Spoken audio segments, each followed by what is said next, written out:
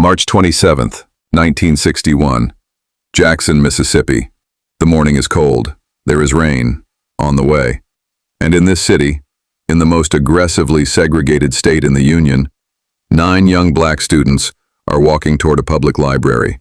They are dressed carefully, deliberately. One of them, Albert Lassiter, has chosen to wear a trench coat, not just against the cold. As he would later recall, it was to provide an extra layer of protection against whatever beatings might come. Another student, Janice Jackson, would later describe walking into that library as a surreal experience.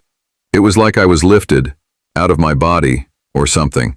They walked through the front door of the Jackson Municipal Library, a library that is, by law, reserved for white citizens only.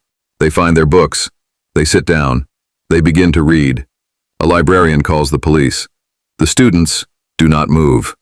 When officers arrive, they rise, calmly, quietly, just as planned, charged with breach of peace. Their crime? Reading in a public library.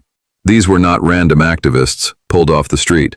They were students at Tougaloo College, a small, historically black institution in Mississippi, known across the South as the Oasis, a state that, at one point in time, had the highest lynching rate in the 20th century. That is the world these students chose to confront.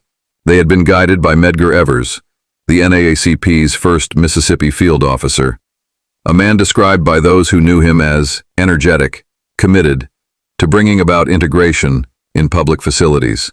And they had done their homework. The books they requested were not available at the black library across town.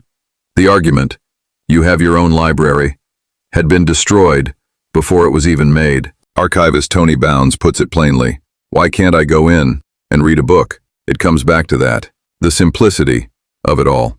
They were found guilty. They spent more than 30 hours in jail. That first night, Joseph Jackson Jr. lay awake. He thought of Emmett Till, the 14-year-old, murdered in Mississippi just 6 years before. His words were direct. The later it got that night, I was in fear of my life.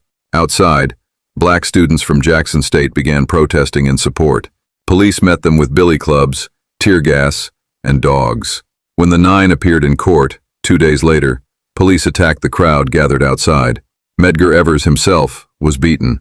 Researcher M.J. O'Brien documents this as the first attacks by police dogs on nonviolent crowds during the civil rights era, 2 years before the more sensational attacks in Birmingham grabbed national headlines. 2 years before Birmingham, at a library, and the world barely noticed. Medgar Evers wrote to NAACP leader Roy Wilkins about what he had witnessed. These young people exhibited the greatest amount of courage in the face of mounting tension. While they sat in jail, the black community of Jackson responded in the most human way possible. Families, mostly black women, brought cookies, cakes, hot food to the jail so that 9 young people would know they were not alone. 2 years later, June 1963, Medgar Evers was shot in the back in his own driveway. He was 37 years old. His killer was convicted in 1994, 31 years after the killing. 31 years. In July 1964, President Johnson signed the Civil Rights Act. The victory, the Tougaloo Nine had walked into that library to demand. It came 3 years after their arrest. Their complete story was only told for the first time in the autumn of 2025, 64 years after the sit-in. 9 people, a cold morning, a library, books that were not supposed to be in their hands. They sat down, they read, they refused to leave. They were found guilty of being present, and they went back to class. Their story is not a footnote, it is the foundation. This has been the Sealed Ledger. Stay with us. Sealed Ledger. Every record has a truth. We find it.